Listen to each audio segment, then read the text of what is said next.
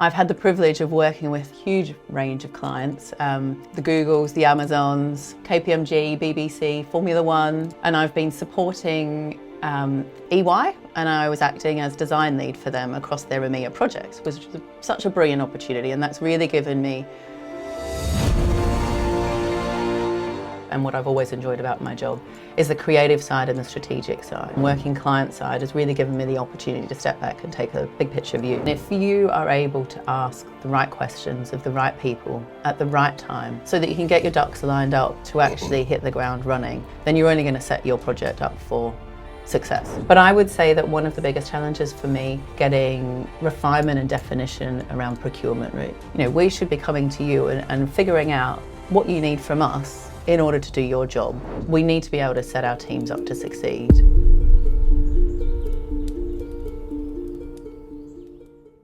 Hello and welcome to the next edition of the Specialist View podcast.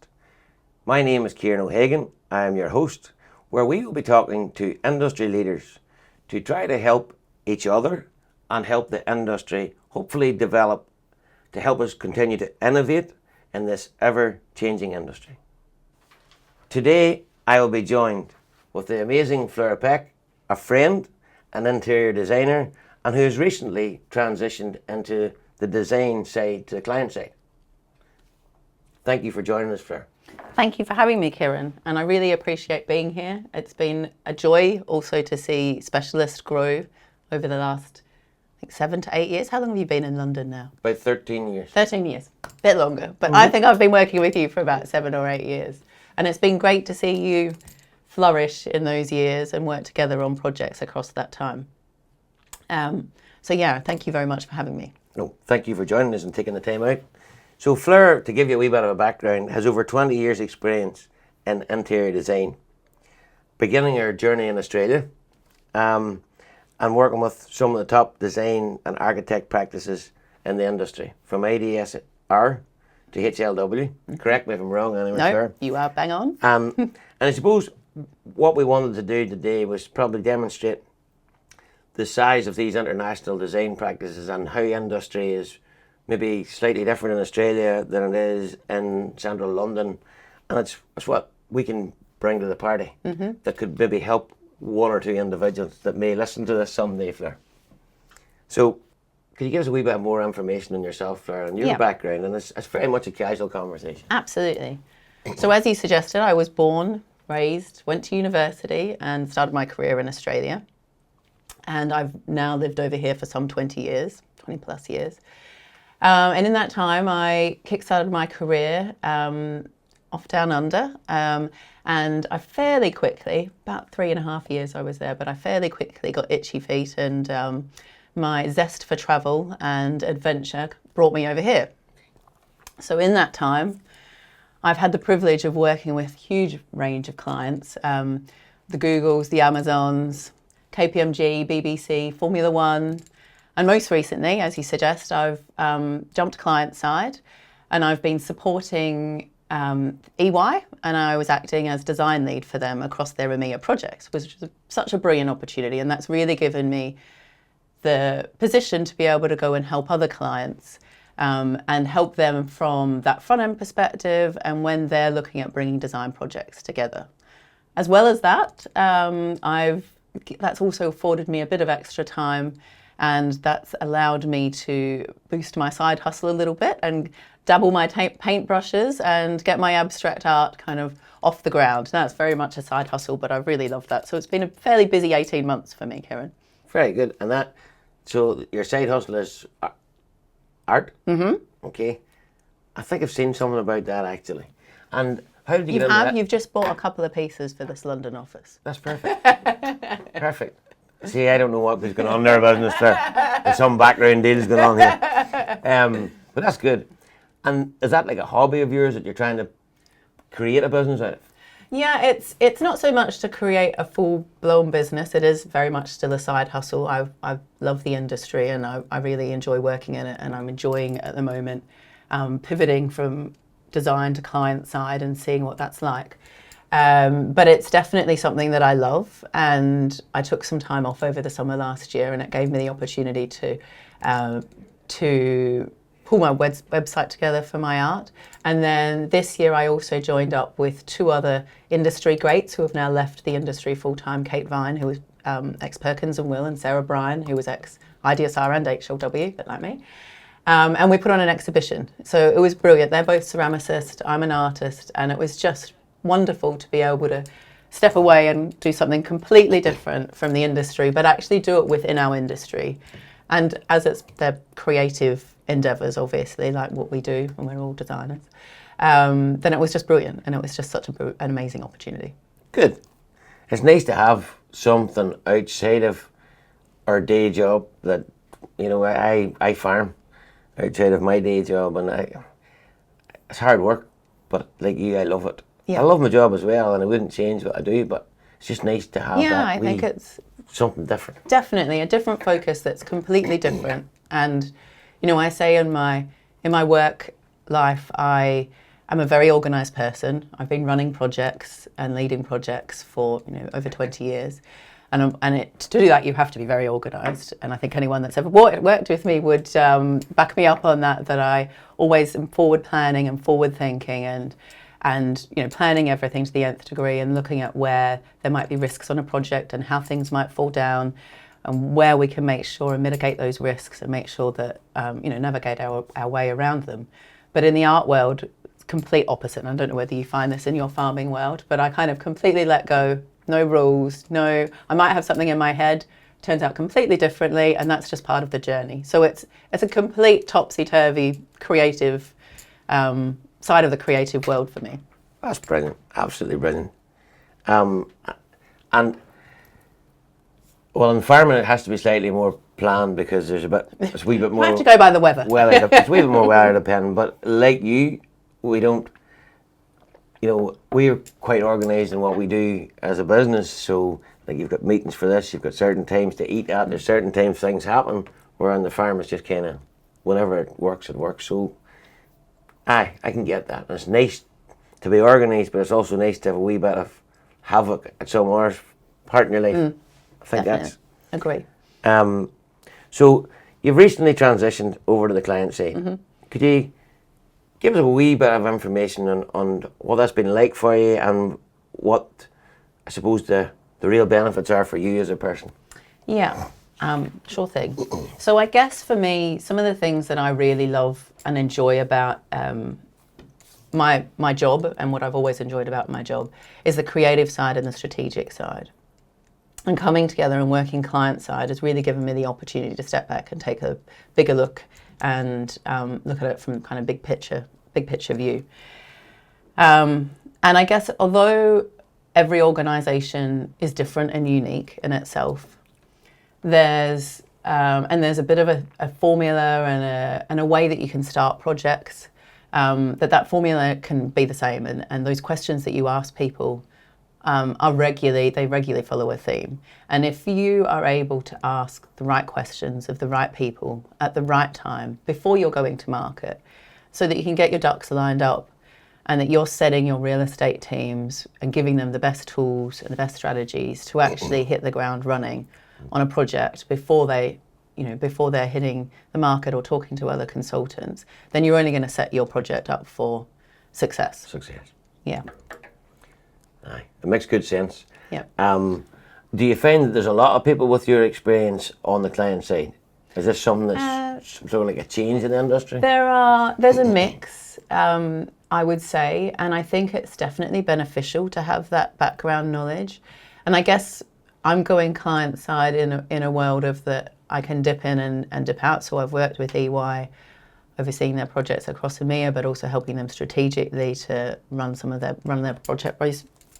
their project processes a little bit better, and look at how come basically in with a fresh set of eyes, and having that fresh set of eyes that's coming from the knowledge and the breadth and the depth of running a project from beginning to end and knowing what people need and when they need it and what they need from a client is really refreshing for a client. So for me, I've come in and I'm coming in kind of on an as-need basis, and as clients need me to help them fill those gaps and fill those holes and look at how they can be doing things better.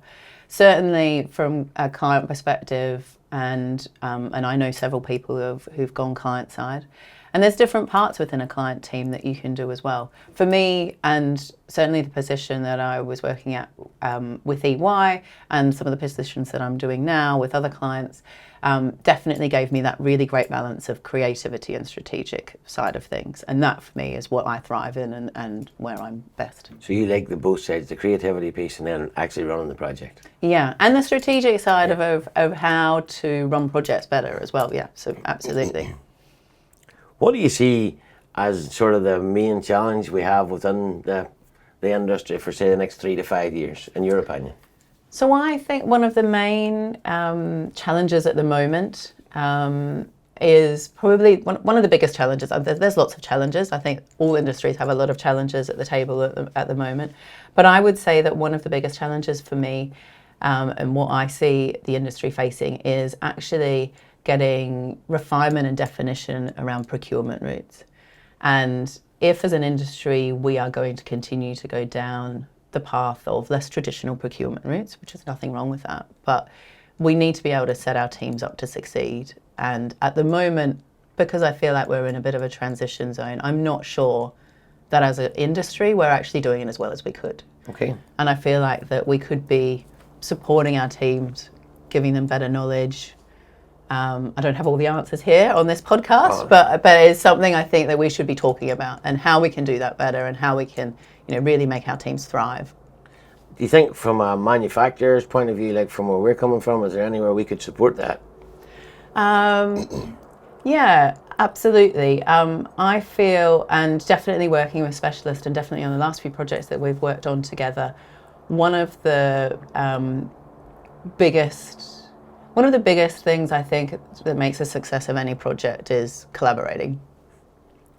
And you're so integral to you know what you're doing. Your team know what you're doing. You know how to build something and make it stand up and make it stand the test of time. Get it into a building, look amazing, pay attention to the details. All of those things your team have been doing, living, and breathing for years and years, and you are the experts. So if we're to use that as an example, we should be coming to you and figuring out what you need from us in order to do your job to the best possible way that you can. And if we can, I think, come together as a team, so in looking at the bigger picture of, using that analogy, if we actually use that in the way that we approach, particularly joinery, because I think that's so important to have a collaborative and open conversation continually through the project. And if we can be doing that at the front end of projects, when we're looking at different procurement routes, I think that's only going to make for a success. Strengthen the knowledge. Yeah, absolutely. Well, all I could say to anybody listening is anyone that would like help with anything, like we're not into keeping information. My view has always been to help anyone you can with, if we've done it and we've made a mistake with it, well, at least tell somebody you made a mistake, because there's no point in somebody else trying to reinvent the wheel and make the same mistake. Fair, but no, I believe probably overall as an industry we probably lacking some skills, and it's just getting knowledge transferred. Yep. That's why it's a great step for you to have went to client side, because all the projects that you could be looking at strategically, and you can probably understand very well what the overall vision has been for the client as well, and the journey that they're about to embark on. It probably gives them pretty clear direction, and for the next people picking that up, it has to be a lot of the boxes already ticked. Yeah, and absolutely. Probably more of that in the industry is not the worst thing. Yeah, and I think managing their expectations of what to expect, understanding the time frames and the pressures that the team on the other side of the fence are going to be having, and what we can do client side to try and make that as easy for them as possible, and to give them as much information as possible right from the beginning is, absolutely bang on. I don't know why you're able to do this, but from a point of view of people listening and maybe being able to help some, would you be able to share with us maybe what some of your most challenging projects maybe have been, and what could have maybe made that journey better for the whole team? Yep. I think some of my most challenging projects, and actually have been very successful projects, so I think there's probably some lessons learned out of them rather than that could be taken on to other projects. Yes. And you were actually just talking about that then, and I think that, to go back on your previous question of what else can we be doing better in the industry, you touched on it, and I think lessons learnt absolutely is something that we could be improving, and within projects, within the industry, shouting about our failures. We don't have to shout from the rooftops that we've failed, but actually the lessons learned, we should be shouting from the rooftops. We shouldn't be holding back. We shouldn't be allowing other people to fail because we're not brave enough to actually say that we did something wrong, and actually this is what we learned from it. So I think that's a really valuable thing that we could all be doing better. Absolutely. In terms of a couple of projects that I've worked on that have been really challenging but successful, Formula One, which was one of the last projects I was working on with HLW, and it's still rolling. I think it's the project that keeps on going. Okay. And there's lots of reasons for that, but mostly because it's got every possible analogy of racing that you can throw at it. It's fast-paced, it's high pressure, there's lots of corners, there's lots of twists and turns, and it all has to be done in between the race season and the racing dates and the racing calendar. So it's so that just the logistics before you even put pen to paper are huge. And what they really wanted to create was bring their office down at Biggin Hill, and I also worked on their office in St James, which is their management team that work up there. But they have an office down in Biggin Hill, who are originally started as a logistics team, but they now are also their broadcasting and their R&D team down there, and they've got some operational teams down there as well. And effectively, they started in a shed. It is a big tin shed. Taking one of your warehouses, that's effectively what Formula One have been living in. And they really wanted to turn that and bring it into a showcase for their sponsors and their partners and the race teams to be able to come to build partnerships with local universities and local schools. But at the moment, it's a shed, and they had a tent pitched up in the middle of the tent for their shed, in the middle of their shed for their broadcasting. So obviously there was lots of amazing things that needed to be done. But more importantly than that, lots of things to be able to showcase. And what a lot of people may not realise is that Formula One are actually a broadcaster, and they're one of the biggest broadcasters in the sporting world. They broadcast everything themselves. So everything comes out of Formula One. Never knew it. Yep, I know, it's amazing. And they also set all the races up, so they're laying the cables, they develop the cameras for the cars, so they develop the cameras that are going along the track. So there's a huge amount of research and development. And this is the thing that Stefano really wanted to shout about and really wanted to put on a golden platter for the whole world to be able to see. So our challenge was obviously to work around all of the crazy timeframes that we had. And I don't think that I'd worked on a project that had as crazy timeframes, because we literally had to fit things in between when the race teams were out and that they weren't racing in Europe, when they were out off, or when it was over summer or when it was over Christmas. So that's when, and the typical times when everybody else in our industry is on holidays, that's when we had to be all working. That would be a challenge in itself. Exactly. Challenge in itself. But I have to say, one of the biggest things I feel on any project, and to give anyone advice out there, is to, you need to be collaborative, you need to work as a partnership, and you need to have a one-team approach. If you've got egos on the table, if everyone's not sitting around the table with an equal standing and an equal seat at that table, that project is not going to run smoothly. And in order to do this on a challenging project like that, we had to be all around the table and all equal players. And we had to help and support each other, because things were going to go wrong, like they do on any project. Yep. But we have to support people through that, and we have to put, more than probably any other project, put really good risk mitigation in place, so that we knew that if this didn't happen or if that happened, what the backup plan was. And the impact of all of that was the team working brilliantly together, and the team really, having open dialogue and open communication. But they now have an amazing now have an amazing show space down there, where you can come in, you can watch them broadcasting the race, you can have events down there, you can walk around their R&D area, you can see the teams all working, and they've got also revamped office space. So it's bringing all of those things together. It's visible for them, but it's also visible for all of their business and all their partners and sponsors that come and visit them. Amazing. Well, I've learned something new today. So Formula One actually do all their own broadcasting, set up the races and so on, which I believe was probably Sky TV or somebody else done that. But so that's Yeah. there's something to be learned. Every day's a school day. Yeah.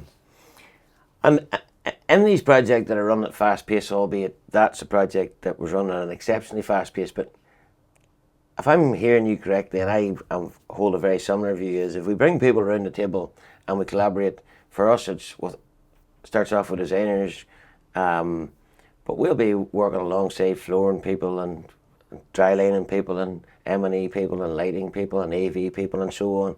And if you can get everybody around that table with the one common goal, the one common vision, it just makes it so much easier. Yeah. And I think where that starts at for is the people that back to the client knowing what they want. See a 100%. client that knows what they want, Yeah. then the vision is already set because there's what we want to get to. And what I'm hearing from you from the Formula One situation, it was they were very clear that they didn't want the tin shed anymore and they didn't want the tent within the tin shed. They needed somewhere to showcase everything. So it seems to me like they knew what they wanted. So although they give you challenges with time frames and so on, they probably, there's less, in my world, my opinion, there's less challenges with time as long as we know what we want. Yeah. Yeah. Does that make sense? Yeah, I absolutely agree with that, and it's something that I've learned all the way back in my days of working in Australia. And I was fortunate enough to work with one of the biggest practices at that point in time, and they had a huge number of demographics and typologies of projects that came through the door. I worked on healthcare buildings. I worked on public buildings. I worked on libraries. I worked on workplace. I worked on projects across China. At one point, I was working on a jail in the city, a winery in the Barossa Valley, and a cigar bar in China. So my beginning of my career started in a fairly interesting way. But what working with all those different typologies and across all of those different genres of client taught me is it really taught me to understand the design across those typologies. And one of the biggest commonalities of that is establishing and refining that brief right from the beginning. And it was something that I learned in Australia. And Australia, I would say, was ahead of their game in workplace design. We were talking about sustainability, adaptable workplace, and activity-based working 20 years ago. That was something that I was talking before I left Australia. It's something that I've talked about with a lot of clients since then, and now, given recent events, recent world events, it's something the whole world are talking about: hybrid working, agile working. But it's not a new thing. It's something that we have been talking about for years. But in order to really understand that and to really get under the skin of a client, you need to, as you say, set an amazing vision. And you can do some work with that, with the client at the front end. So if I'm able to come in and help and put some guidance and strategies in place that help that client team to build that vision, then that's a really great grounding block to start their project from. Also, as a designer, I think it's absolutely fundamental that you need to get under the bonnet of that when you come on board. And a good designer should be looking strategically and from a design perspective. And they should be really questioning what the client wants, because what the client actually wants might not actually be what they need. And if you can actually be a bit of a detective and ask those right questions and look at the quantitative data and how they're using their current building, but really listen to them and hear and understand what they want to be doing in the future and what their future business plan is as well, then that's going to pull all the bits of the puzzle together to be able to create them an amazing space. And to be able to create them an amazing project. So I think there's work that can be done client side before they're going out to tender, but then there's also more work that can be done as a designer when you come on board and can ratify that, because with your expertise on the table and your knowledge of where the industry is going and your knowledge of benchmarking against other projects, then that really gives you a clear standing for again starting a project on the right foot. Unbelievable. I think we're all on a very similar page here. You're from your side, we're in the manufacturing and delivery side, supporting what you people design and develop as projects. And very blessed to be in that world actually. But I think we're all sort of speaking from the one piece, a clear vision, and that's the whole way right through. Like that vision that comes from the client, the better that's developed up front, the easier it is for the next teams to move that forward. And I suppose it's the same for a young person today, want to choose what career they want. Once they know that they want to be an interior designer, there's so many different routes that they can head that direction in. But the first piece is understanding that's what I want to do. I want to be an interior designer. Yeah. Isn't that? Yeah. So it's down to human nature again. The clearer we can give direction, the clearer visions we have or plans, the easier it is then to develop, because the brain starts to develop it that way. Yeah, and I think that's a good point, because if I was down the pub and you wouldn't go to a pub, would you? Oh, Kieran, no, I never go to a pub. Neither would I. I'm only ever drinking water at the pub, obviously. me too. For anyone that knows me knows that I don't go to pubs. Yeah, no, I can imagine that. But if I was down the pub, yes, okay, and just hypothetically speaking, got obviously, and someone asked me what I do, and I say an interior designer. Now, every interior designer will tell you that they kind of stop at how they explain what their job is, because our job is so many different things. And you can see when you're talking to people that they 100% get and understand the creative physical space that you're creating. But there's so many facets to being an interior designer, and you really have to have and bring a certain level of skill and different skill sets to that. You need to be curious. You need to want to understand your client, want to understand what the challenges are. You need to be able to interpret that and be a storyteller, so you can share that with your team, with the client team, with the entire consultant team. So as you say, everyone is on board with the vision. And as the designer, you're the person, and the person that gets to sit in that C-suite, gets to ask all of those questions of the leaders of that company, of the users of that company, of the staff of that company, and really get an amazing insight into a business. And that knowledge, you need to be able to storytell into a concept, into a space that will be able, that will allow them to have a project that's absolutely fit for purpose. But in order to come on that journey, if people understand, if your joiner knows why he's building let's say a bar that's going into one of the T points, and it's 8 meters long. Well, why is it 8 meters long? Like, what's the purpose of that? What's the story behind that? Why is it using the materials it's using? Why is it the color or the design, whatever it is? If people understand the reason for what it is and why it is, then it just makes that story and that when they're doing something so much easier. It makes their purpose. Yeah, absolutely. They know what their purpose is. Absolutely. And I think as human beings, we all need a purpose. Yeah. And we all need a vision. Yeah. That's my own And I thing. think you then feel like you're part of something. So it's giving a purpose, but you feel like you're part of a team delivering on that vision. 100%. Yeah. 100%. I must say there's a few projects we have delivered over the years where, I don't know, you just felt more part of it. And I'm proud of each and every project that we have done. But I would also say there's been some along the road where you felt part of creating something really special. And that's not to harp on about. That always comes down to the people knowing what they want and a good collaborative team coming together and delivering. And you can stand back and say, I'm proud of that. There's how that space is now working for these people. Yeah. I think we, in the office space, and we touched on it earlier, where we've got the hybrid working now and so on. And that's probably creating the challenges for businesses. But I think if the space allows people to work in an environment where they just feel really inspired, they'll probably want to go to their job. They want to go to the office and spend more time in it, because it's kind of, you've got it right at that point. Yeah. You know, that's, I suppose, the only piece in that is you've got it right at that point when you can see a space working. Yeah. And we have the luxury now of being maybe one of the last people into a project, and we'll probably have to go back for defects, grades and stuff, and then you can get in and you can see takers. Do you remember when we were around the table looking at that piece? And now there it is, and it's working, because you can see the collaboration going on around that table, or that tea point working really well, and flows of people. I would ask the question on occasions, and what's your intake of numbers to the office block? How are they liking after renovation has been done?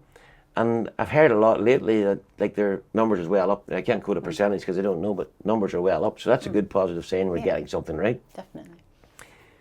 From a sustainability point of view now, which is been a conversation, obviously it was a conversation maybe in Australia 20 years ago, but it's a conversation here that seems to be developing legs, thank God, and it's moving in a direction.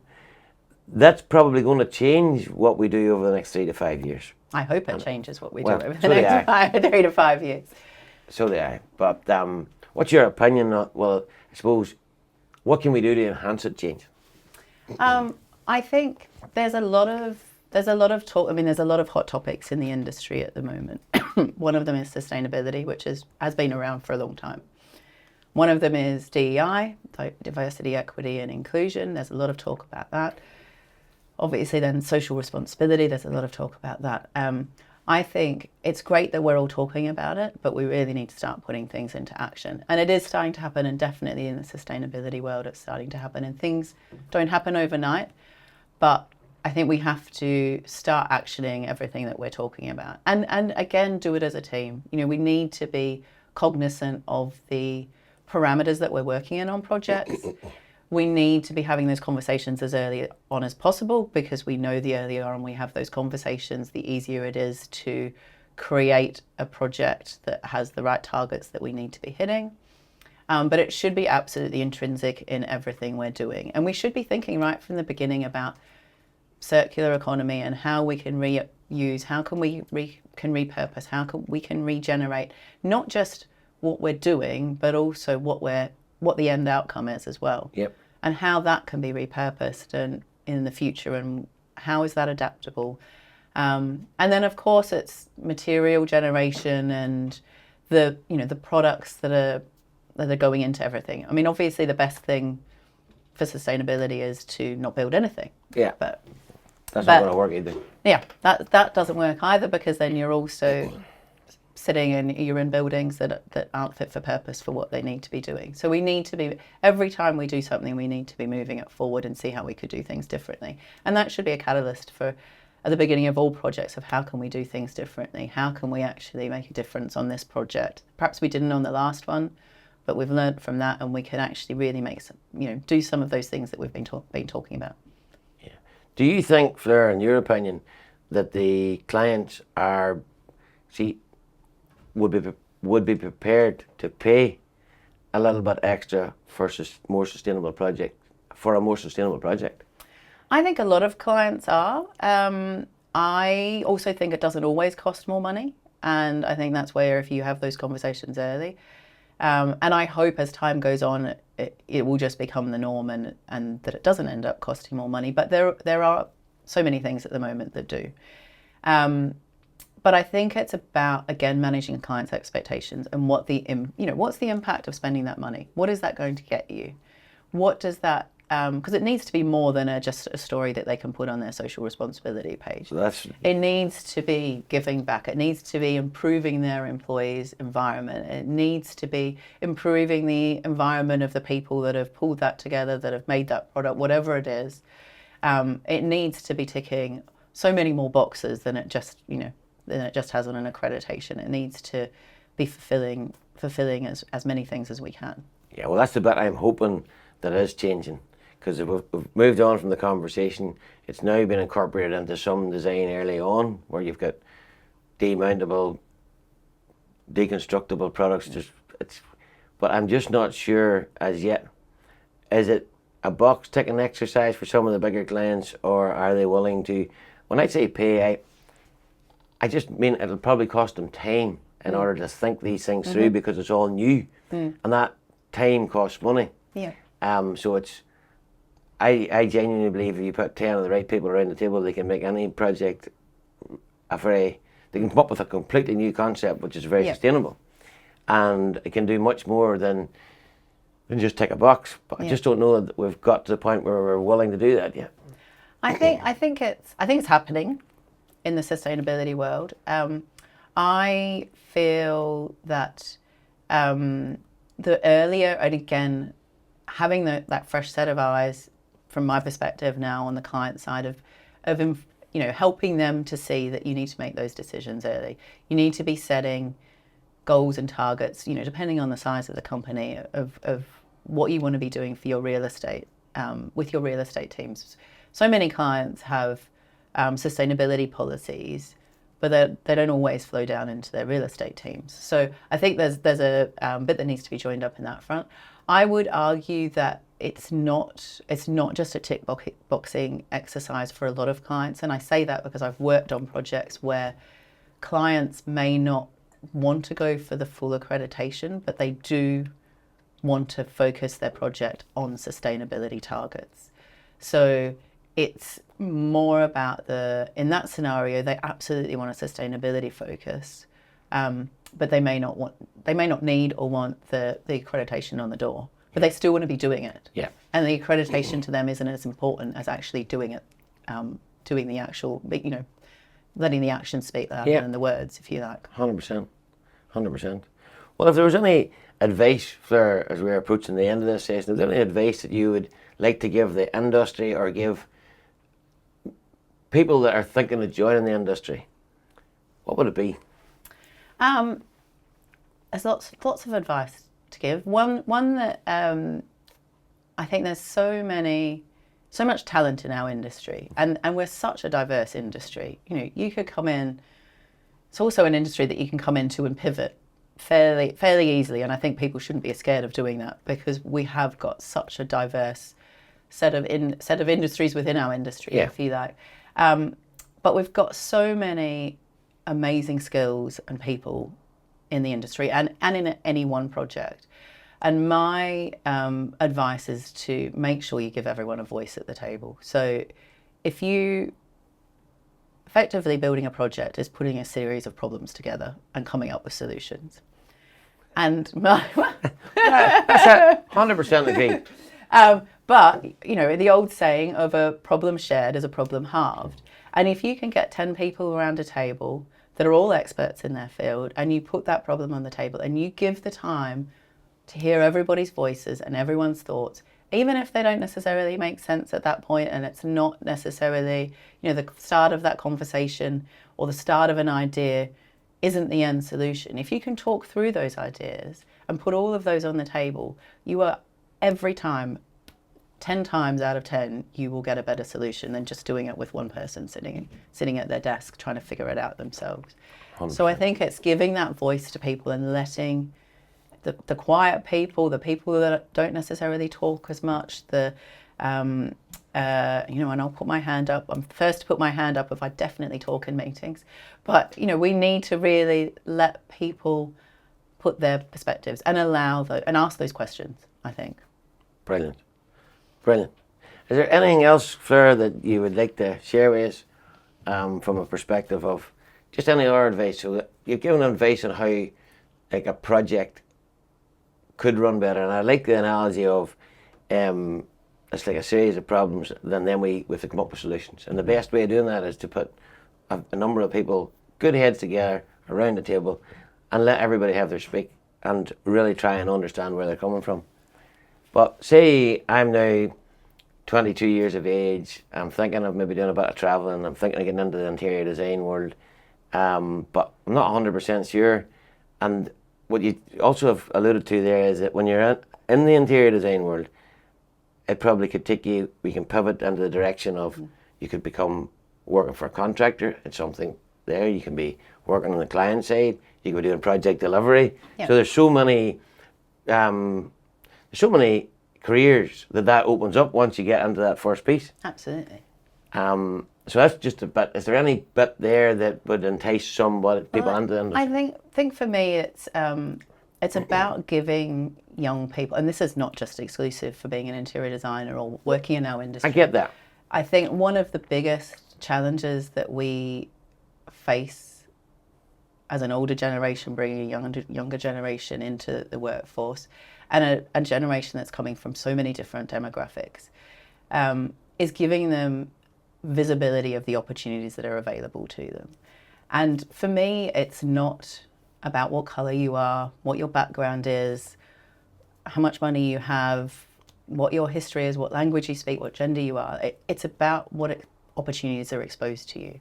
And if we, just in our little industry, can actually open the eyes of young people to what the limitless possibilities that can just even happen within our industry, then I think that's an amazing thing to be able to do. I've done a lot of work with kids in a volunteer basis with disadvantaged kids over the years, and it always blew my mind how little some of those kids were exposed to things. And to the point of, I remember when I was in Australia and I lived in a town, I lived in a city that was on the coast.